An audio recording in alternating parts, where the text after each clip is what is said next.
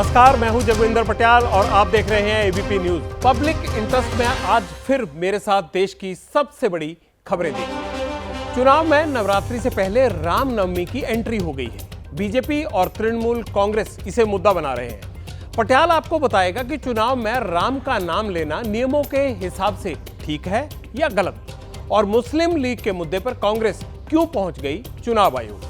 2024 के चुनाव के बड़े मुद्दे की राजनीतिक स्थिति का परीक्षण आप पटियाल के साथ जरूर देखें। दूसरा परीक्षण देश के उन नेताओं का करूंगा जो चुनाव के वक्त अपना रूप बदल लेते हैं, अपने प्रचार को ऐसी प्रदर्शनी बना देते हैं जिसका दर्शन चुनाव से पहले कभी नहीं होता। लोकतंत्र के लिए यह ट्रेजेडी है, लेकिन इसमें बहुत कॉमेडी है। इसे आप मेरे साथ जरूर देखें। तीसरा परीक्षण मेडिकल फील्ड में भारत के चढ़ते सूरज का करूंगा, जिनके राज्य में कभी सूरज अस्त नहीं होता था, जिन्होंने हमें गुलाम बनाया, हमें लूटकर अपने खजाने भरे। आज उस ब्रिटेन के लिए भारत उम्मीद की किरण है। खबर आई है कि ब्रिटेन से बहुत बड़ी तादाद में मरीज भारत आ सकते हैं अपना सही और सस्ता इलाज करवाने के लिए। लोकसभा चुनाव के पहले चरण में प्रत्याशियों का बायोडाटा सामने आ गया है। इसका परीक्षण पटियाल करेगा और बताएगा आपको कि प्रत्याशी कितने अमीर हैं, कितने आरोपी हैं और उनकी पढ़ाई लिखाई क्या है।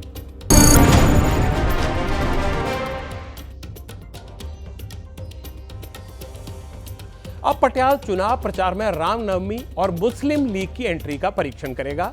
कल से नवरात्र शुरू हो रहे हैं। रामनवमी 17 अप्रैल को है, लेकिन सियासत में विचित्र संयोग बना। रामनवमी से पहले ही चुनाव में राम की एंट्री होगी। वैसे तो राम की पहचान धार्मिक है, लेकिन चुनाव में उनका धड़ल्ले से प्रयोग हो रहा है।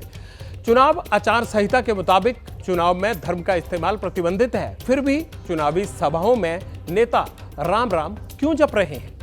नवरात्रि में नेताओं को राम की याद क्यों आई? क्या राम का नाम हिंदू वोटों के ध्रुवीकरण के लिए किया जा रहा है? और क्या 24 के चुनाव में भी राम बड़ा मुद्दा है? जनहित में पटियाल तमाम सवालों का परीक्षण करेगा।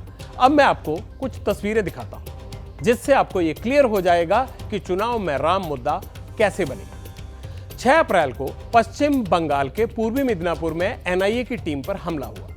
एनआईए की टीम 2022 में हुए विस्फोट की जांच करने भूपति नगर पहुंची थी। घर टीएमसी नेता का था, लेकिन राज्य पुलिस ने एफआईआर लिखी एनआईए के खिलाफ। आरोप लगाया कि एनआईए ने महिलाओं के खिलाफ कानून तोड़ा। बंगाल में 3 महीने के अंदर केंद्रीय एजेंसी पर दूसरा हमला हुआ है। हमले के अगले दिन 7 अप्रैल को प्रदेश की सीएम ममता बनर्जी ने पश्चिम बंगाल के पुरुलिया में रैली की। केंद्रीय एजेंसियों के दुरुपयोग का आरोप लगाया। कहा यह सब कुछ रामनवमी में दंगा करवाने की साजिश है और निशाने पर बीजेपी। तीसरी तस्वीर 7 अप्रैल की है। पीएम मोदी बिहार के नवादा में थे। चुनाव रैली से रामनवमी की याद दिलाई और उन लोगों को याद रखने को भी कहा जो अयोध्या दर्शन करने नहीं गए। चौथी विंडो में आप समाजवादी पार्टी के पूर्व नेता स्वामी प्रसाद मौर्य और आरजेडी के नेता चंद्रशेखर को देखेंगे, जिन्होंने रामचरितमानस पर ऐसे बयान दिए थे जिन पर विवाद हुआ।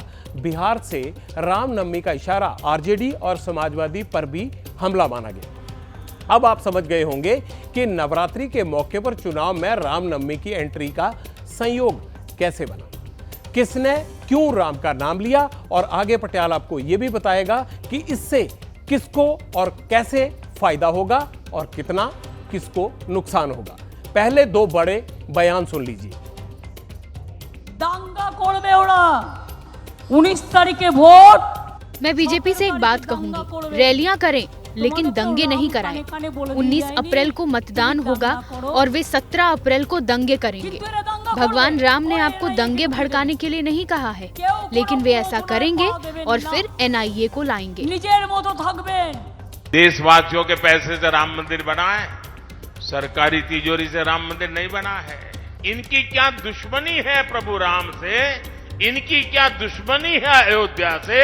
उनकी क्या दुश्मनी है हमारी विरासत से कि राम मंदिर बन गया तो बोले हम उसके प्राण प्रतिष्ठा में नहीं जाएंगे, विरोध किया। क्या ये शोभा देता है क्या? जरा रामनवमी आ रही है, ये पाप करने वालों को भूलना मत भाइयों बहनों, भूलना मत। पहले जब भी राम का नाम लिया जाता था तो बाबरी मस्जिद का जिक्र होता था। अब राम मंदिर बन गया है, लेकिन राम के राजनीतिक कंट्रास्ट में कुछ ना कुछ जरूर होता है। इससे वोटों का ध्रुवीकरण होता है। अब राम के साथ चुनाव में मुस्लिम लीग की एंट्री हुई है। बीजेपी ने आरोप लगाया है कि कांग्रेस के घोषणा पत्र में मुस्लिम लीग की छाप है। पीएम ने कई रैलियों में इस मुस्लिम लीग वाले एंगल को एक्सप्लोर किया है। अब इसे नैरेटिव में बदलने का अभ्यास शुरू हो चुका है। कांग्रेस ने इसकी शिकायत चुनाव आयोग में कर दी है। कांग्रेस के नेता जयराम रमेश ने सोशल मीडिया प्लेटफॉर्म एक्स पर लिखा, मेरे साथी सलमान खुर्शीद, मुकुल वासनिक, पवन खेड़ा और गुरदीप सपल ने चुनाव आयोग से मुलाकात की। हमने 6 शिकायतें दी हैं, जिनमें से 2 पीएम मोदी के खिलाफ हैं। अब ये चुनाव आयोग के लिए सभी दलों को समान मौका देने की स्थिति सुनिश्चित करने का समय है। हम उम्मीद करते हैं कि चुनाव आयोग अपने संवैधानिक जनादेश को बरकरार रखेगा। हम इस सरकार को बेनकाब करने के लिए सियासी और कानूनी रास्ते अपनाना जारी रखेंगे। पटियाल का यहां सवाल है कि क्या चुनाव में धर्म के इस्तेमाल की आशंका है? इंडी गठबंधन यानी देश विरोधी नफरती ताकतों का ठिकाना। कांग्रेस ने जो अपना घोषणा पत्र जारी किया है, उसमें भी मुस्लिम लीग के विचारों की छाप है। कांग्रेस ने घोषणा पत्र नहीं, तुष्टीकरण पत्र जारी किया है। प्रधानमंत्री को अपने काम गिनाने चाहिए, लेकिन उसमें नील बटा सन्नाटा स्कोर है, उसमें जबरदस्त फेल का ठप्पा लगा हुआ है। तो प्रधानमंत्री मोदी इधर उधर की बात करके मन बहला रहे हैं लोगों का, और जब कुछ नहीं बचता है मोदी जी के पास, तो वही घिसी पिटी हिंदू मुसलमान की स्क्रिप्ट पर आकर गिर जाते हैं। कांग्रेस के मैनिफेस्टो को देखा, मुझे आश्चर्य हुआ कि यह कांग्रेस पार्टी का मैनिफेस्टो है या मुस्लिम लीग का मैनिफेस्टो है। देश को बांटने के लिए और सत्ता को हथियाने के लिए कहां तक कांग्रेस पार्टी जा सकती है, इसका अंदाजा नहीं लगाया जा सकता। चुनाव आयोग के समक्ष एक ऐसी बात भी रखी जो बार बार हम पहले भी उठाते आए हैं कि प्रधानमंत्री के जो सैन्य बलों के साथ कार्यक्रम किए जाते हैं, उनकी चित्रों का, उनकी फिल्म्स का दुरुपयोग करना चुनाव के दौरान, जहां प्रधानमंत्री सेना की यूनिफॉर्म में होते हैं या एयरफोर्स की कैप लगाकर प्रचार कर रहे हैं एक तरह से, वो उस पर हमने अपनी बहुत घोर आपत्ति दर्ज कराई, क्योंकि पहले भी हम वो आपत्ति दर्ज करा चुके हैं और पहले चुनाव आयोग की एडवाइजरीज हैं कि यह नहीं किया जा सकता चुनाव के दौरान। तो आज हमने चुनाव आयोग को उनकी अपनी एडवाइजरीज भी स्मरण कराई कि ये आप ही की एडवाइजरीज हैं और ये बार बार रिपीट ऑफेंडर है बीजेपी। उस दिशा में भी चुनाव आयोग को कदम उठाने चाहिए। वैसे राम का तो नहीं, उनके नाम का राजनीति से पुराना वास्ता है। ये संयोग है या उससे ज्यादा कि राजनीति में सबसे ज्यादा राम नाम की रट बीजेपी लगाती है, और जब जब राम मंदिर आंदोलन आगे बढ़ा, बीजेपी की सीटें भी बढ़ी। आंकड़े इसकी गवाही देते हैं। 6 अप्रैल 1980 को बीजेपी की स्थापना हुई। 1984 में बीजेपी ने पहला लोकसभा चुनाव लड़ा। 1984 में बीजेपी सिर्फ 2 सीटें जीती और वोट शेयर रहा 8%। 1986 में लाल कृष्ण आडवाणी ने राष्ट्रीय अध्यक्ष की कमान संभाली। राम मंदिर आंदोलन में बीजेपी सक्रिय हुई। इसका असर 1989 के लोकसभा चुनाव में साफ दिखा। 1989 में बीजेपी ने लोकसभा की 85 सीटें जीती, वोट शेयर बढ़कर 11% हो गया। 1989 के घोषणा पत्र में बीजेपी ने पहली बार राम मंदिर को मुद्दा बनाया। 25 सितंबर 1990 को आडवाणी ने सोमनाथ से अयोध्या तक रथ यात्रा निकाली। इसका इंपैक्ट 1991 के लोकसभा चुनाव पर साफ दिखाई दिया। 1991 में बीजेपी ने 120 सीटें जीती और वोट शेयर बढ़कर कितना हो गया? 20%। 1992 में विवादित ढांचा गिर गया। 1996 में लोकसभा चुनाव में बीजेपी को 161 सीटें मिली, हालांकि वोट शेयर 20% ही रहा। 1998 में 13 महीने के लिए बीजेपी की सरकार बनी और तब बीजेपी ने 182 सीटें जीती थी और वोट शेयर कितना था? 26%। 1999 में बीजेपी ने 182 सीटें जीती, 24% वोट शेयर के साथ। 2004 में बीजेपी को 138 सीट मिली, वोट शेयर रहा 22%। 2009 में 116 सीट पर कब्जा किया, वोट शेयर रहा 19%। अब बात कर लेते हैं 2014 में, जब बीजेपी ने 282 सीट पर जीत हासिल की और वोट शेयर कितना रहा? 31%। 2019 में बीजेपी के खाते में 303 सीट आई और वोट शेयर कितना रहा? 38%। 1989 से 2024 तक बीजेपी के हर घोषणा पत्र में राम और राम मंदिर मुद्दा रही। 2024 में बीजेपी ने 400 पार का टारगेट रखा है। क्या 24 में राम के नाम पर वोट पड़ेंगे? किसे नफा होगा और किसे नुकसान? पटियाल ने एक्सपर्ट से पूछा। जो जवाब मिला वो आपको भी सुनना चाहिए। 24 के चुनाव में राम नाम का फायदा तो बीजेपी को जरूर होगा। राम नाम के आधार पर बीजेपी क्या करने की कोशिश करती है? बीजेपी ये संदेश देने की कोशिश करती है कि बीजेपी ऐसी पार्टी है जो हिंदुओं के हितों की रक्षा करती है। हम सबको याद है, बड़ी लंबी लड़ाई हुई, इसके बाद राम मंदिर का निर्माण हुआ, प्राण प्रतिष्ठा का कार्यक्रम 22 जनवरी को किया गया और जिस तरह से बड़े उत्सव के साथ राम मंदिर में प्राण प्रतिष्ठा का कार्यक्रम हुआ, इससे हिंदू मतदाताओं के बीच में एक संदेश देने की कोशिश की गई है कि बीजेपी ही ऐसी पार्टी है जो हिंदू के हितों का ध्यान रखती है। ऐसा एक तरह से जो ऐसा काम जो 500 साल तक नहीं हो पाया वो करने की क्षमता बीजेपी में है। प्रधानमंत्री नरेंद्र मोदी ने यह कर दिखाया है। तो राम नाम के आधार पर बीजेपी को निश्चित रूप से फायदा होता हुआ दिखाई पड़ता है। बीजेपी के लिए राम के राजनीतिक नतीजे आपने देखे और सुने। अब मैं 2024 चुनाव के लिए राम नैरेटिव की तैयारी आपको दिखाता हूं। 6 तारीख को जहां पश्चिम बंगाल में केंद्रीय एजेंसी पर भीड़ ने हमला किया, राम का पॉलिटिकल नैरेटिव को तैयार होते हुए दिखाना चाहता हूं। 6 अप्रैल को जब वेस्ट बंगाल में एनआईए की टीम पर हमला हो रहा था और ममता बनर्जी केंद्रीय जांच एजेंसी के एक्शन को रामनवमी के हमले से जोड़ने के बारे में बात कर रही थी, तभी राजस्थान के सीकर में यूपी के सीएम योगी आदित्यनाथ ने रैली की। मंच से राम नाम और राम नाम सत्य का जो नया नैरेटिव योगी ने सेट किया, अब वो भी मैं आपको सुनाता हूं। आतंकवाद एक समस्या है और इस समस्या का समाधान कोई है तो भारत है। भारत इसकी समस्या का समाधान दे रहा है। हम केवल आपसी संबोधन में ही राम राम नहीं बोलते। अयोध्या में रामलला कोई विराजमान नहीं करते। आतंकवादियों का राम नाम सत्य है भी करते हैं।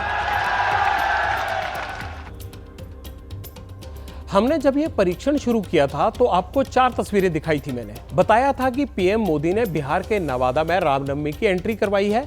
वहां यह भी बताया था कि राम के विवाद में बिहार के पूर्व शिक्षा मंत्री चंद्रशेखर का बहुत बड़ा योगदान है।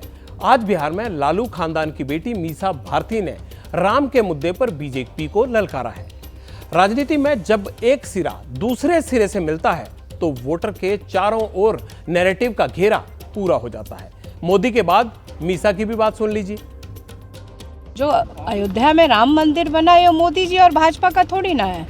हम भी हिंदू हैं, हम भी सनातनी, हम पूजा करते हैं। अभी हम लोग व्यस्त हैं, समय निकाल के हम लोग जाएंगे राम जी के दर्शन करने। कोई रोक देगा क्या? डीए के नेता क्या बोल रहे हैं, नरेंद्र मोदी जी क्या बोल रहे हैं, अमित शाह जी क्या बोल रहे हैं, सम्राट चौधरी क्या बोल रहे हैं, उसमें आपको देखना होगा कि जो हमारे बिहार के मुख्यमंत्री क्या बोल रहे हैं। वो बोल रहे हैं 4 लाख पार, 4000 पार। तो अब देखना होगा कि कितना पार होता है। अब मैं आपको एक ऐसा बयान और विवाद दिखाता हूं जो चुनाव में राम नाम के महत्व को साबित करेगा। वो बताएगा कि वोटर के मन में राम है लेकिन राजनेता के दिमाग में राम है। बीजेपी राम मंदिर के दर्शन करवा रही है तो हिंदू महासभा ने इस बात को मुद्दा बनाने की कोशिश की है कि उन्हें राम मंदिर की प्राण प्रतिष्ठा में न्योता क्यों नहीं दिया गया। अपमान का बदला लेने के लिए हिंदू महासभा अपने पुराने प्रत्याशी चुनाव में उतारेगी।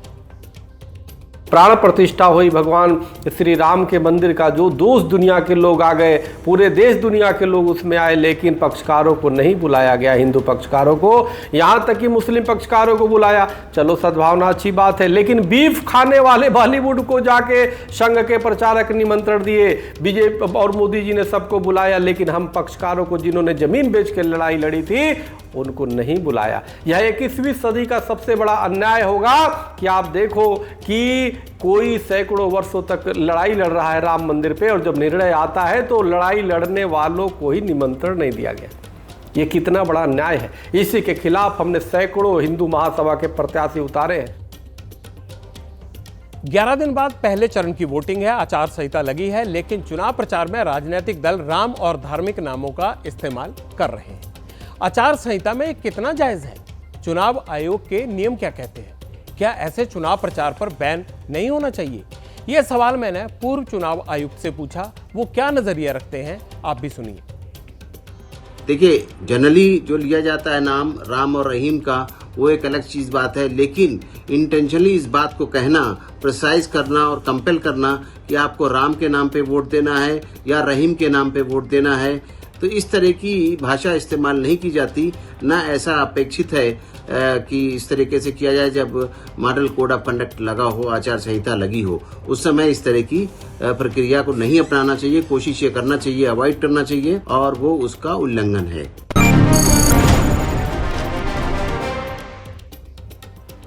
अमीन साहब जो हैं वो चुनाव आयोग के पूर्व निदेशक हैं। इस परीक्षण का मकसद वोटर को ये समझाना था कि नेता जब कुछ बोलता है तो उसका खास मकसद होता है।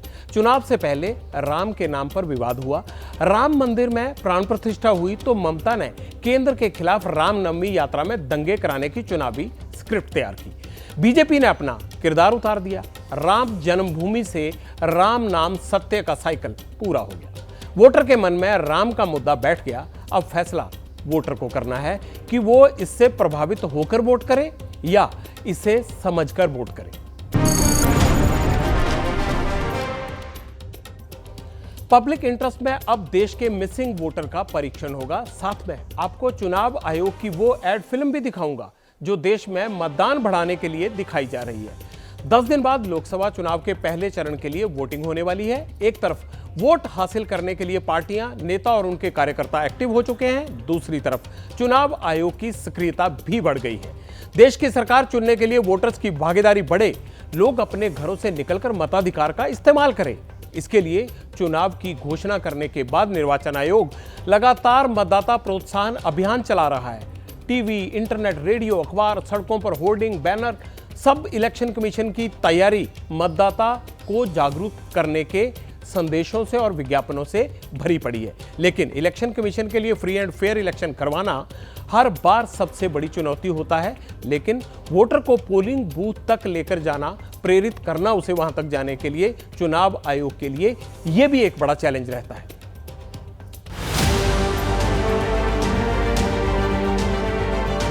$96.8 crore are the total electors in the country, और जो यंग वोटर्स हैं वो 1.82 करोड़ फर्स्ट टाइम वोटर्स इस बार इन चुनावों में वोट देने के लिए हमारे इलेक्टरल रोल्स में हैं। पहाड़ के बर्फ में भी जाएंगे, जंगल में भी जाएंगे, नदी में भी जाएंगे, घोड़े पर भी जाएंगे, काठ के ब्रिज पर भी जाएंगे, हेलीकॉप्टर से भी जाएंगे, हाथी से भी जाएंगे, बर्फ में भी चलेंगे, म्यूल से भी जाएंगे। सिर्फ हर जगह पहुंचेंगे इसलिए ताकि वोटर अपना वोट दे सके। यहाँ चुनाव एक त्योहार है जिसमें लोकतंत्र के रंग उभरते हैं और देश के सभी हिस्से उसमें समावेश होते हैं। चुनाव का पर्व, देश का गर्व। अगर हम 10 लोगों के लिए, 5 लोगों के लिए बूथ बना के इतनी मेहनत से जा सकते हैं, तो आप घर के नीचे उतर के जो 2 किलोमीटर के रेडियस में आपके पास बूथ है उसमें वोट देने जरूर आए।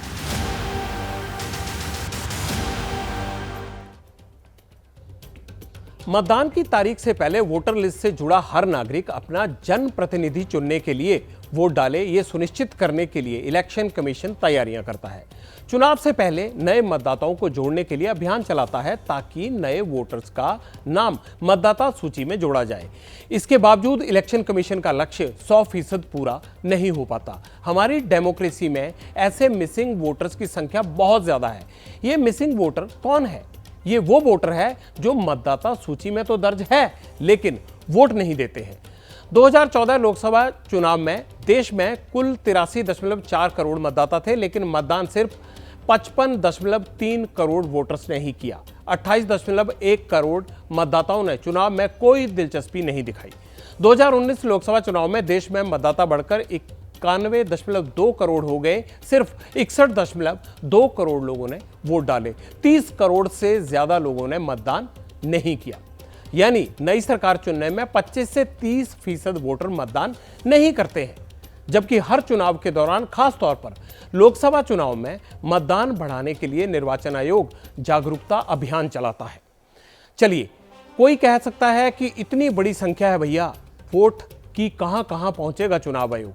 तो आपको याद होगा, कुछ दिन पहले हमने आपको देश में फर्स्ट टाइम वोटर के बारे में बताया था। देश की आबादी करीब 140 करोड़ है। इनमें से कुल 98 करोड़ 8 लाख वोटर हैं देश में। 4 करोड़ 90 लाख युवा हैं जिनकी उम्र 18 से 19 साल के बीच में है। लेकिन वोटर लिस्ट में सिर्फ 1 करोड़ 8 लाख करीब फर्स्ट टाइम वोटर हैं जिन्होंने अपना रजिस्ट्रेशन करवाया है। मतलब सिर्फ 38% फर्स्ट टाइम वोटर्स के नाम लिस्ट में शामिल हुए हैं। 3.1 करोड़ यानी करीब 62% फर्स्ट टाइम वोटर्स का मतदाता सूची से कोई सरोकार नहीं है, वो इस सूची से बाहर हैं।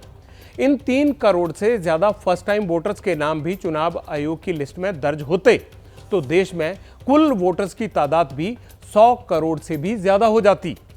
लेकिन हमारी डेमोक्रेसी में मिसिंग वोटर सिर्फ वो नहीं है जिनके नाम 18 साल पूरे होने के बावजूद मतदाता सूची में नहीं, बल्कि वो मतदाता भी हैं जो वोट नहीं डालते। और इन फर्स्ट टाइम वोटर्स को तो चुनाव आयोग ट्रैक कर ही सकता है ना, लेकिन वो भी नहीं हो पा रहा है। चुनाव आयोग देश में डेमोक्रेसी के सर्विस प्रोवाइडर की तरह होता है, जिसका काम है नए वोटर को सरकार चुनने का अधिकार देना, हर मतदाता तक आसानी से वोट डालने की व्यवस्था पहुंचाना, हर मतदाता को जनप्रतिनिधि और सरकार चुनने का मौका देना। चुनाव आयोग सब कुछ करता है, लेकिन सवाल यहां यह है कि इलेक्शन कमीशन को नेताओं की तरह चुनाव से ठीक पहले वोटर्स की याद क्यों नहीं आती? चुनाव आयोग दुर्गम इलाकों से लेकर सुदूर गांव तक पोलिंग बूथ बनाता है, भले ही उस बूथ पर महज एक वोट ही क्यों ना हो, क्योंकि लोकतंत्र में एक एक वोट की अहमियत होती है। इसके ठीक उलट चुनाव से पहले ऐसे अनगिनत वोटर हैं जो या तो किसी न किसी वजह से अपना वोट डालने से वंचित रह जाते हैं या चुनाव आयोग के जागरूकता अभियानों के बावजूद वोट डालने नहीं जाते हैं। इसीलिए पटियाल ये सवाल पूछ रहा है कि इलेक्शन कमीशन उसी वक्त क्यों सक्रिय होता है जब चुनाव सिर पर आ जाते हैं। खास तौर पर लोकसभा चुनाव के वक्त वोटर लिस्ट को दुरुस्त करने का काम चुनाव के आसपास ही क्यों शुरू किया जाता है? यह बड़ा एक सवाल यहां हम खड़ा कर रहे हैं। इलेक्शन कमीशन की तमाम कसरत के बावजूद पोलिंग बूथ और वोटरों की दूरी क्यों नहीं घटती है? यह है ना बड़ा सवाल। चुनाव आयोग के पास शायद खुद इस सवाल का जवाब नहीं होगा। मैं आपको इलेक्शन कमीशन के ही कुछ और आंकड़े दिखाने जा रहा हूं, जिनसे यह साफ हो जाता है कि तमाम कोशिशों के बावजूद चुनाव में वोट टर्नआउट की कोशिश नाकाम हो जाती है। 2019 लोकसभा चुनाव में पूरे देश में 67.47% वोट पड़े, लेकिन देश के 10 राज्यों और एक केंद्र शासित प्रदेश की 266 सीटों पर कुल वोटिंग के अनुपात से कम वोट पड़े हैं। 215 लोकसभा सीट ग्रामीण इलाकों की थी, जबकि शहरी इलाकों की 51 सीट पर भी मतदान उम्मीद के मुताबिक नहीं हुआ था। इसके अलावा 2019 में 10 लोकसभा सीटों पर 50% से भी कम मतदान हुआ था। इनमें पहले नंबर पर जम्मू कश्मीर की 3 लोकसभा सीटें थी। अनंतनाग में सिर्फ 8.98%, श्रीनगर में 14.43% और बारामूला में 34.60% वोट से चुनाव के नतीजे तय हो गए। तेलंगाना की हैदराबाद सीट पर 44.84%, महाराष्ट्र की कल्याण सीट पर 45.31%, बिहार की पटना साहिब सीट पर 45.80%, तेलंगाना की सिकंदराबाद सीट पर 46.50%, उत्तर प्रदेश की फूलपुर सीट पर 48.70%, बिहार की नालंदा सीट पर 48.79% और काराकाट लोकसभा सीट पर भी आधे से ज्यादा वोटरों ने मतदान नहीं किया था। मिसिंग वोट के जिम्मेदारी किसकी है? आखिर ये वोटर हैं कौन और मिस क्यों हो रहे हैं? पॉलिटिकल पार्टीज की जिम्मेदार है या फिर अकेले चुनाव आयोग की जिम्मेदारी बनती है? क्योंकि अगर वो सफल चुनाव का क्रेडिट लेते हैं तो कम वोटिंग की जिम्मेदारी भी उन्हें ही लेनी चाहिए। इस सवाल के जवाब में 2 लोगों को हम सुनवाएंगे आपको, भारत के पूर्व मुख्य चुनाव आयुक्त और चुनाव सुधार से जुड़े संगठन के एक्सपर्ट। उनकी बात सुन लीजिए। मतदाता सूची 2 तरह से पुनरीक्षित होती है। एक तो कॉम्प्रिहेंसिव रिवीजन, जिसमें डोर टू डोर जाके लोग न्यूमरेट करते हैं और उन सबको रिकॉर्ड करते हैं। दूसरा होता है समरी रिवीजन। इसमें डोर टू डोर नहीं जाते हैं, इसमें लोगों को आवेदन करना पड़ता है। तो नए मतदाताओं को जोड़ने का जो प्रोग्राम है, समरी रिवीजन में इलेक्शन कमीशन की जिम्मेदारी इतनी ही होती है कि वो सबको अवगत कराए, उनको जानकारी में दे कि क्या क्या उसमें स्टेप्स हैं, किस तरह से उनको देखना चाहिए, पोलिंग स्टेशन पे क्या क्या इन्फॉर्मेशन मिल जाएगी, फॉर्म कहाँ मिल जाएगा, नेशनल वोटर सर्विस पोर्टल पर कैसे जाएं, किस तरह से ऑनलाइन अपने को एनरोल करें, ये सब जानकारी दे दें। फिर उसके बाद जिम्मेदारी वोटर की हो जाती है कि वो अपने आप को एनरोल करे। लेकिन अगर कॉम्प्रिहेंसिव रिवीजन है तो उसमें इलेक्शन कमीशन की ड्यूटी है कि वो डोर टू डोर हर दरवाजे पर जाकर वहाँ पे कितने लोग ऐसे वोटर हैं जिनको 18 साल होने से एनरोल किया जाना है, उनको फिर वो गारंटी से एनरोल करते हैं। ये कॉम्प्रिहेंसिव जनरली 10-15 साल में एक बार होता है, एक बार।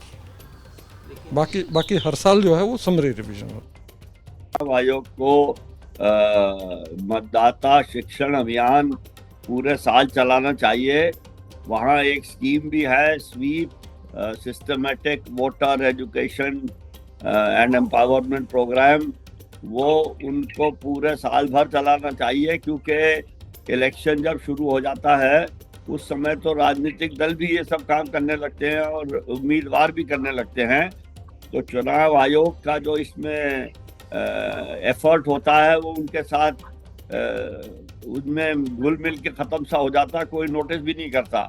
चुनाव आयोग की जिम्मेवारी है कि वो पूरे साल ये काम करे और उसको ये करना चाहिए, लेकिन वो क्यों नहीं करता ये मैं आपको क्या बताऊं, ये तो चुनाव आयोग ही बता पाएगा। वोटर्स का कॉम्प्रिहेंसिव रिवीजन करना बहुत जरूरी है, जो 10 से 15 साल में होता है। यही सवाल एक्सपर्ट भी उठा रहे हैं, यही बात हम भी कह रहे हैं कि भैया इसको जल्दी कीजिए ताकि ज़्यादा से ज़्यादा वोटर जुड़ सके और वो अपना मताधिकार इस्तेमाल करने के लिए हमेशा आगे आ सके।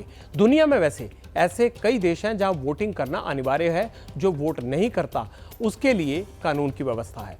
भारत में चुनाव आयोग और राजनीतिक दलों को वोटर जोड़ने और उन्हें वोट के लिए बूथ तक लाने की जिम्मेदारी निभानी चाहिए। हालांकि बुजुर्गों के लिए घर में मतदान, वोटर के लिए घर से बूथ तक वाहन की व्यवस्था, घर में पर्ची वगैरह, इस दिशा में कई सराहनीय कदम उठाए भी गए हैं।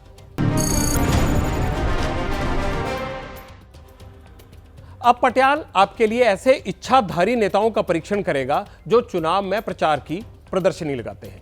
बहुत ही दिलचस्प परीक्षण है। उत्तर प्रदेश, मध्य प्रदेश, राजस्थान और पश्चिम बंगाल, हर राज्य में प्रत्याशी ऐसे कारनामे कर रहे हैं जिसे देखकर अच्छे स्क्रिप्ट राइटर बेहोश हो जाएं। नेता जहां जाते हैं वहां वैसा ही बनने की एक्टिंग करने लगते हैं। चुनाव के बिना जिस जमीन पर उतरने के लिए वो 100 बार सोचते हैं, वहीं चुनाव के दौरान वो उस जमीन पर लौटने लगते हैं। देखकर आपको लगेगा कि 5 साल भैया काम कर लेते तो चुनाव से पहले नौटंकी की जरूरत ही न पड़ती। हालांकि ये है तो ट्रेजेडी, लेकिन इसे मैं कॉमेडी बनाकर पेश कर रहा हूं। सबसे पहले उत्तर प्रदेश की बात करते हैं। यूपी सरकार में मंत्री ओम प्रकाश राजभर को तो आप जानते ही होंगे। अपनी बयानबाजी, एक से दूसरी पार्टी में लगातार कलाबाजी करके पलटी मारना, इसके लिए वो चर्चित हैं। दावा करते हैं कि राजभर वोट बैंक की भलाई के लिए राजनीति में है, लेकिन राजनीति के जानकार इन्हें विशुद्ध अवसरवादी कहते हैं। इतना ही नहीं, परिवारवादी भी कहते हैं। अब इनका नया रूप देख लीजिए आप। मऊ जिले में चुनाव प्रचार करने पहुंचे तो खेत में गेहूं काटने लगे।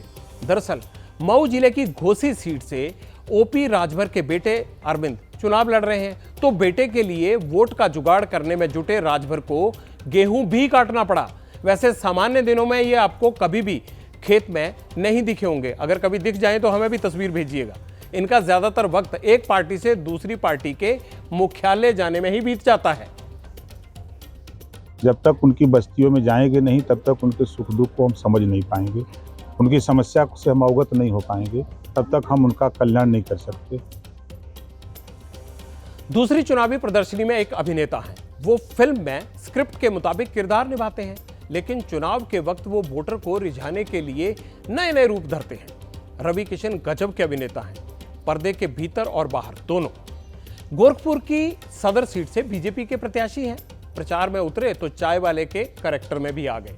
दरअसल प्रचार के दौरान रवि गोरखपुर के खिरवानिया गांव में पहुंचे थे। यहां उन्हें एक चाय की दुकान दिखी तो खुद को चाय वाला बनाने से रोक नहीं पाए। लगे हाथों लोगों को चाय बनाकर पिलाने लगे, खुद भी पी ली, लोगों को भी पिलाई। देख रहे हैं आप, वोटर के लिए क्या क्या नहीं करना पड़ता इनको। एक जगह चाय भी आप बनाते हुए दिखाई। एक बार पेड़ पर चढ़कर भी हमने सभा की, तो जहाँ जो मिल जा रहा है हमको, खंबा मिल जाएगा, पेड़, छत पर अपने मोदी जी के लिए हम कहीं पर भी वहाँ पर सभा कर सकते हैं। तो उन्होंने अपना जीवन दे दिया, इस भारत को एक नई पहचान दी। तो क्या हम सब कार्यकर्ता या मैं एक सांसद या एक प्रत्याशी या मैं देश का नागरिक बन के क्या अपने मोदी जी का प्रचार करने में क्यों लाज करूं, शर्म करूं। है ना एकदम फिल्मी प्रचार। अच्छा, हेमा मालिनी 70 mm के पर्दे की बड़ी अभिनेत्री हैं, बड़ी बड़ी फिल्में कर चुकी हैं, ये उनकी पहचान किसी से छिपी नहीं है। लेकिन राजनीति में क्या करना पड़ रहा है, जरा आप उनको भी देख लीजिए। मथुरा में बीजेपी प्रत्याशी हेमा मालिनी यमुना की पूजा करती नजर आई। यमुना में दूध चढ़ाया, आरती भी की। हो सकता है यमुना को साफ करने का इरादा बना लिया हो, लेकिन सवाल तो यही उठता है, इच्छाधारी नेताओं की विकास वाली इच्छा चुनाव में ही क्यों जागृत होती है। 5 साल तक आपने इन्हें यमुना की सफाई में काम करते शायद ही कभी देखा होगा, लेकिन चुनाव का ऐलान होते ही दूध चढ़ाकर यमुना की शुद्धता की प्रार्थना करने लगी। राजस्थान की जयपुर लोकसभा सीट से बीजेपी की प्रत्याशी मंजू शर्मा से अब मिलवाते हैं आपको। मंजू हवा महल सीट से 6 बार विधायक हैं और 3 बार बीजेपी के प्रदेश अध्यक्ष रहे भंवरलाल शर्मा की बेटी हैं। मंजू शर्मा चुनाव प्रचार के समय निकालकर अपने घर में एक जिम्मेदारी निभाती हुई दिखी, रोटियां बनाती नजर आई। लेकिन क्या आम दिनों में भी मंजू ऐसा करती हैं, या फिर महिला वोटर को साधने के लिए ये महज एक चुनावी एक्सरसाइज है उनकी। देख रहे हैं ना आप। राजस्थान के डिप्टी सीएम दिया कुमारी की बात कर लेते हैं। लोकसभा चुनाव तो उन्होंने नहीं लड़ना है, लेकिन पार्टी के पक्ष में हवा बनाने का काम जोरों शोरों से कर रही हैं।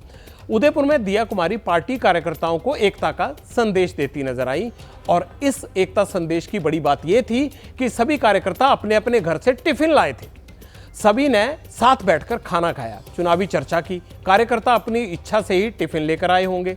तो क्या ऐसी टिफिन पार्टी चुनाव के बाद भी देखने को मिलेगी, या चुनाव के पहले महल की राजकुमारी कार्यकर्ताओं के साथ टिफिन बैठक जैसा कोई प्रयोग करती थी?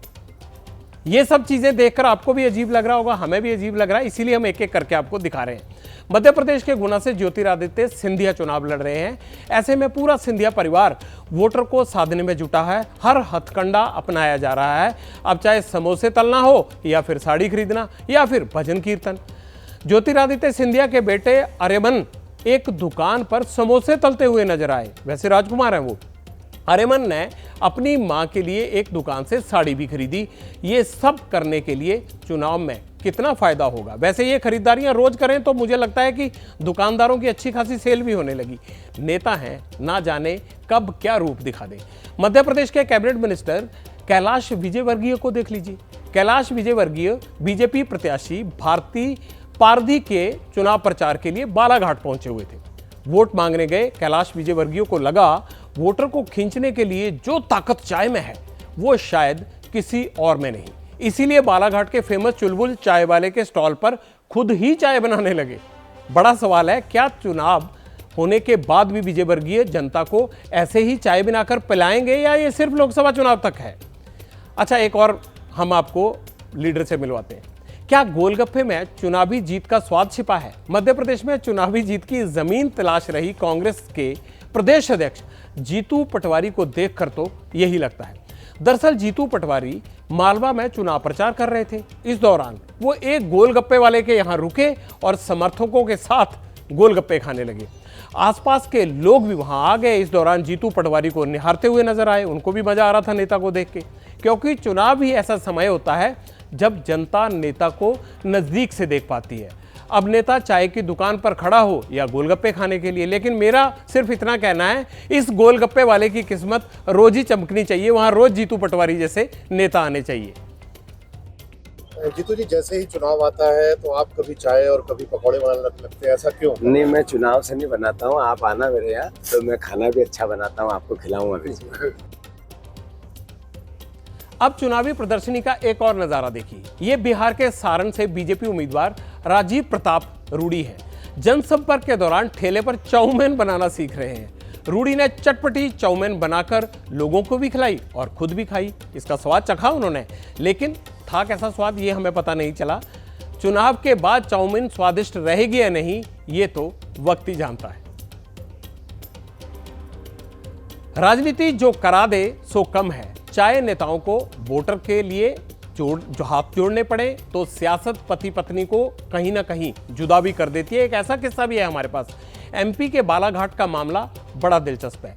दरअसल यहां बसपा के टिकट पर कंकर मुंजारे लोकसभा चुनाव लड़ रहे हैं। मुंजारे की पत्नी अनुभा कांग्रेस से विधायक हैं। दोनों के बीच में दल आ गया तो दिल अलग अलग हो गए। कांग्रेस विधायक पत्नी ने पति का चुनाव प्रचार करने से मना कर दिया, इसीलिए बेचारे कंकर मुंजारे घर छोड़कर खेत में बनी झोंपड़ी में रहने लगे। है ना गजब का राजनीतिक समीकरण। चुनावी मौसम में भैया नेता जनता के दर पर पहुंच रहे हैं, साथ में वादों की टोकरी भी उठाकर ला रहे हैं, उन तक ले जा रहे हैं। लेकिन महाराष्ट्र के चंद्रपुर की निर्दलीय प्रत्याशी ने ऐसा वादा किया कि पूरे लोकसभा क्षेत्र में उनकी चर्चा होने लगी। निर्दलीय प्रत्याशी वनीता राउत ने कहा अगर वो लोकसभा चुनाव जीत गई तो सांसद निधि फंड से गरीब लोगों के लिए सस्ती विस्की और बियर का बार खोलेंगी। गजब के नेता हैं देखिए, ये तो शराब की दुकान लगाने लगे। पश्चिम बंगाल की सीएम ममता बनर्जी के चुनाव में अलग अलग रूप देखने को मिलते हैं। कभी वो बीच चुनाव में चोटिल हो जाती हैं तो कभी डांस करने लगती हैं। चुनाव के बीच चाय में कितनी चीनी और कितनी पत्ती डालनी है ममता ये भली भांति जानती हैं। इसीलिए तो पार्टी के लिए चुनाव प्रचार के दौरान ममता एक दुकान पर चाय बनाने लगी। एक पब्लिक रैली में तो ममता ने मंच पर डांस भी करके दिखाया। गजब की बात है ये भी। नेता बहुमुखी प्रतिभा के धनी होते हैं वैसे तो, लेकिन नेताओं की ये प्रतिभा आपको सिर्फ चुनाव में ही दिखाई देगी। लेकिन क्या चुनाव के बीच चाय बनाने, गोलगप्पे खाने, गेहूं काटने या फिर डांस करने से वोटर को लुभाया जा सकता है? आप बताइए, चुनाव के बीच नेता ऐसा क्यों करते हैं? ये जानने के लिए पटियाल ने एड गुरु दिलीप चेरियन से बात की। आप उनको सुनिए क्या कहते हैं। जो पॉलिटिशियन का ब्रांडिंग है, जब चाय बनाते हैं या धन काटते हैं, उससे कोई ब्रांडिंग बनता नहीं है। ये करने का कारण एक ही है कि जब चुनाव का टाइम बहुत ज़्यादा हो जाता है तो नेता को भी कुछ न कुछ करना है अपने वोटर्स को आकर्षित करने के लिए, उनको एंगेज रखने के लिए। मैंने जब कई पॉलिटिशियंस को एडवाइस किया है, मैंने कहा है कि आपको जो ब्रांड इमेज का एनहांसमेंट होगा, जो बढ़ोतरी होगा, वो अगर आप वही करें जो आप करते आए हैं, अगर आप नए कुछ करें तो उसमें ज़्यादा फर्क नहीं पड़ने वाला है, उससे इम्पैक्ट नहीं होगा।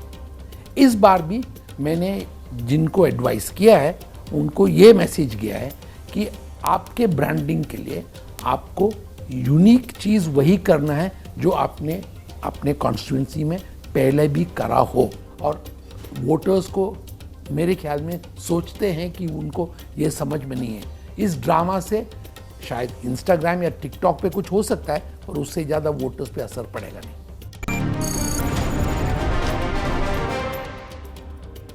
यानी ये पब्लिक है, सब जानती है।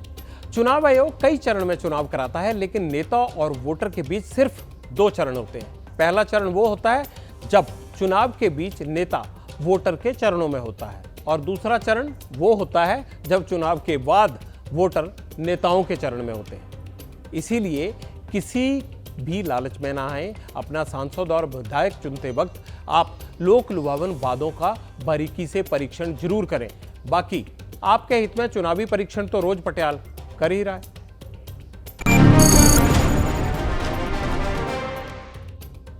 19 अप्रैल को पहले चरण की वोटिंग है। 102 सीट पर मतदान होगा। चुनाव के फर्स्ट राउंड में किस पार्टी के कितने करोड़पति कैंडिडेट मैदान में है, अब पटियाल इसका परीक्षण करेगा। मेरा यह परीक्षण एडीआर की रिपोर्ट पर आधारित है। पहले राउंड में 1625 कैंडिडेट हैं। इनमें से 1618 का डाटा एडीआर ने जारी किया है। 1618 में से 450 उम्मीदवार करोड़पति हैं, यानी कुल 28% कैंडिडेट करोड़पति हैं। लेकिन हैरान करने वाली जानकारी यह है कि प्रत्याशियों की औसत आय 4.51 करोड़ रुपए है। मतलब एवरेज देखें तो सभी करोड़पति हैं। अब मैं आपको बताता हूं कि किस कैंडिडेट के पास कितना है। करोड़ की संपत्ति है। 5 करोड़ या उससे ज्यादा संपत्ति वाले 193 कैंडिडेट हैं, यानी कुल का 12% बनता है ये। 2 से 5 करोड़ की संपत्ति वाले 139 कैंडिडेट हैं, यानी ये 9% उम्मीदवार हैं। 50 लाख से 2 करोड़ की संपत्ति वाले 277 कैंडिडेट चुनाव लड़ रहे हैं, यानी कुल का 12%।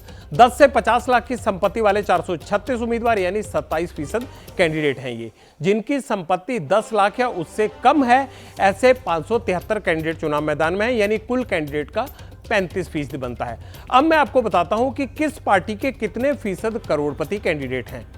आरजेडी के 100%, बीजेपी के 90%, कांग्रेस के 88%, एआईएडीएमके के 97%, डीएमके के 96%, टीएमसी के 80%, बीएसपी के 21%। ये हमने पार्टी वाइज आपको बता दिया। पहले चरण के चुनाव में सबसे ज्यादा संपत्ति वाले प्रत्याशी, अब उन पर गौर डालिए। कांग्रेस के नकुल नाथ, जिनकी संपत्ति 716 करोड़ रुपए की है, ये कांग्रेस के नाम पर पहला रिकॉर्ड आया है लोकसभा चुनाव के पहले चरण में। अब मैं आपको प्रत्याशियों की चार्जशीट के बारे में बताऊंगा। याद रहे, ये अपराध के आरोप हैं, ये अपराधी नहीं है। अगर 2 साल या उससे अधिक की सजा होती है तो प्रत्याशी चुनाव नहीं लड़ सकता। यह परीक्षण 1618 कैंडिडेट्स पर किया गया है। अब इसे ध्यान से देखिए। क्रिमिनल केस वाले 252 कैंडिडेट जो हैं वो इस वक्त जो है पार्टियों में हैं।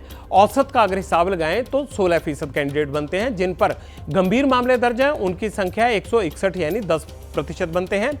जो अदालत से दोषी ठहराए जा चुके हैं, ऐसे 15 कैंडिडेट चुनाव मैदान में हैं। जिन पर मर्डर के केस चल रहे हैं, ऐसे 7 उम्मीदवार चुनाव मैदान हैं। जिन पर कातिलाना हमला करने या हत्या की कोशिश करने के आरोप हैं, ऐसे 19 प्रत्याशी चुनाव मैदान हैं। महिलाओं के खिलाफ अपराध वाले 18 उम्मीदवार चुनाव लड़ रहे हैं। ये सब पहले चरण का डेटा है, आगे का नहीं है। अब आप पार्टी वाइज चार्जशीट देखिए केवल पहले चरण के जो उम्मीदवार हैं उनकी। बीजेपी के 77 में से 28 उम्मीदवार, यानी 36% हैं जिन पर इस तरह के आरोप हैं। कांग्रेस के 56 में से 19 कैंडिडेट, यानी 34% बनता है। आरजेडी के 4 में से 4, एवरेज हुआ 100%। डीएमके के 22 में से 13 कैंडिडेट, औसत हुआ 59%। समाजवादी पार्टी के 7 में से 3 उम्मीदवार, यानी 43%। टीएमसी के 5 में से 2 उम्मीदवार, एवरेज हुई 40%।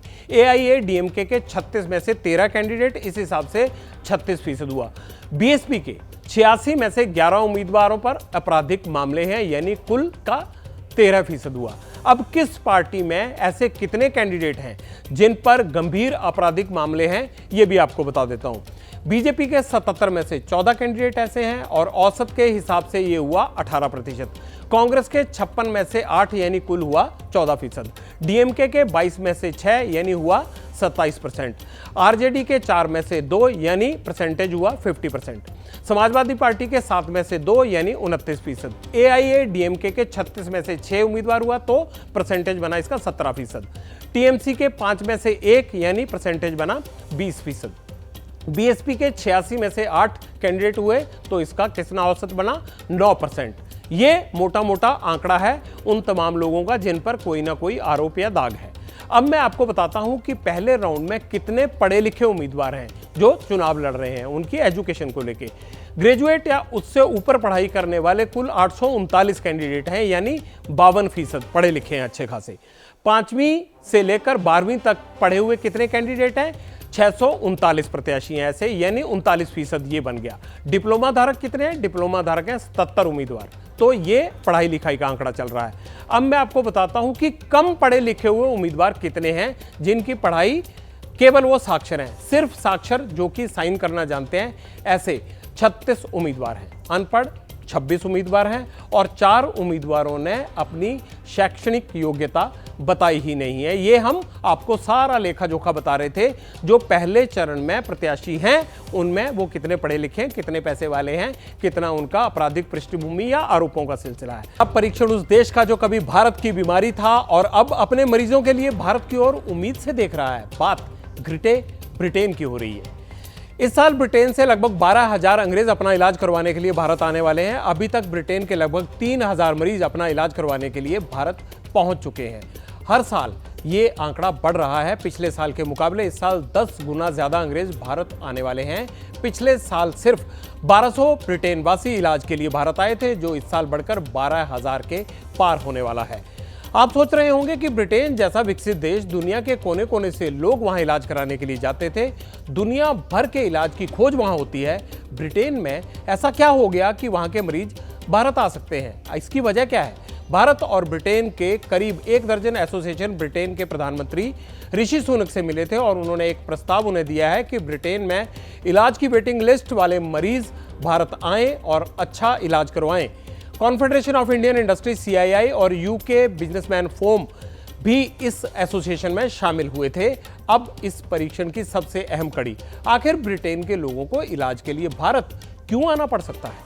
दरअसल पिछले 6 महीने में ब्रिटेन में डॉक्टर और नर्स 8 बार हड़ताल पर गए हैं और इसी के चलते मरीजों की वेटिंग लिस्ट 70 लाख तक पहुंच चुकी है। ब्रिटेन में फिलहाल 15,000 डॉक्टरों की कमी है और ऐसे में सस्ते और बेहतर इलाज के लिए ब्रिटेन के मरीज भारत आ रहे हैं। दुनिया भर में सबसे सस्ता और अच्छा इलाज भारत में ही होता है। बाजार के आंकड़ों के मुताबिक हार्ट बाईपास सर्जरी का खर्चा ब्रिटेन में 15 लाख रुपए है, फ्रांस में 13 लाख रुपए है, अमेरिका में 14 लाख रुपए है, लेकिन भारत में लगभग 4 लाख रुपए में हार्ट की बाईपास सर्जरी हो जाती है। एक और एग्जांपल लेते हैं। ब्रिटेन में मोतियाबिंद ऑपरेशन के लिए 3,60,000 रुपए खर्च आता है, वहीं फ्रांस में 1 लाख और अमेरिका में 2.25 लाख रुपए खर्च आते हैं, लेकिन भारत में इसके लिए औसतन सिर्फ 60,000 रुपए का खर्च आता है। और यही सबसे बड़ी वजह है कि भारत का नाम दुनिया में दवा निर्माण के लिए प्रसिद्ध है। दवा निर्माण में दुनिया का तीसरा बड़ा देश है। कोरोना का टीका, जीवन रक्षक दवाएं, हर जगह भारत का नाम है। विदेशी मरीजों के इंडेक्स में भारत का 10वां नंबर है। अगले 10 साल में विदेशी मरीजों से 3,60,000 करोड़ रुपए की कमाई हो सकती है। ब्रिटेन से आने वाले अंग्रेज मरीज भी उसी का हिस्सा होंगे। पब्लिक इंटरेस्ट में अब बात पब्लिक के पॉलिटिकल इंटरेस्ट की। ये हमारी कोशिश है चुनाव की खबरों को अपने वोटर तक पहुंचाने की। सही मतदान में ये खबरें आपकी मदद करेंगी, हमारी यही कोशिश रहती है। सबसे पहले देख लीजिए आप, महाराष्ट्र के चुनावी मैदान में आज खिचड़ी चोर का शोर मचा। कांग्रेस के पूर्व नेता संजय राउत ने उद्धव गुट के सांसद संजय राउत को खिचड़ी घोटाले में घेर लिया।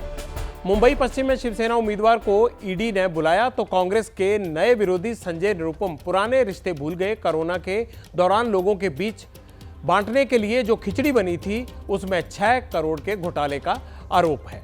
ये खबर महाराष्ट्र से। आम आदमी पार्टी ने 2024 लोकसभा चुनाव के लिए अपना चुनावी कैंपेन लॉन्च किया है। इसका नाम जेल का जवाब वोट से रखा गया है।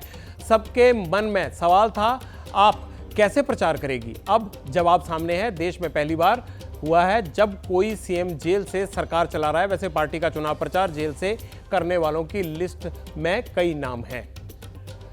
2024 लोकसभा चुनाव को लेकर बीजेपी ने अनोखी शुरुआत की है। पार्टी ने विदेश में गेस्ट बुलाए हैं, यानी विदेशी मेहमान यहां आएंगे। अमेरिका, ब्रिटेन और नेपाल के साथ साथ यूरोपियन देशों सहित कई और देशों को बुलाया गया। इनमें से Israel, Sri Lanka, Bangladesh, Nepal, Mauritius, Tanzania, Uganda और यूरोपियन देशों ने अपनी कंफर्मेशन भी दी है, जो लोकसभा चुनाव की झलक देखने के लिए यहां आएंगे।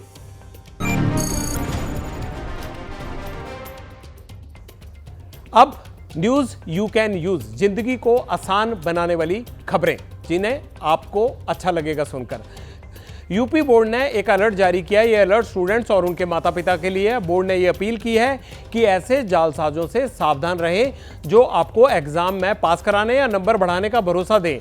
फोन पर या मैसेज में ऐसा कोई लिंक आए जिस पर यह आश्वासन दिया गया हो, इन्हें पैसे ना दें, ना ऐसे लिंक को फॉलो करें।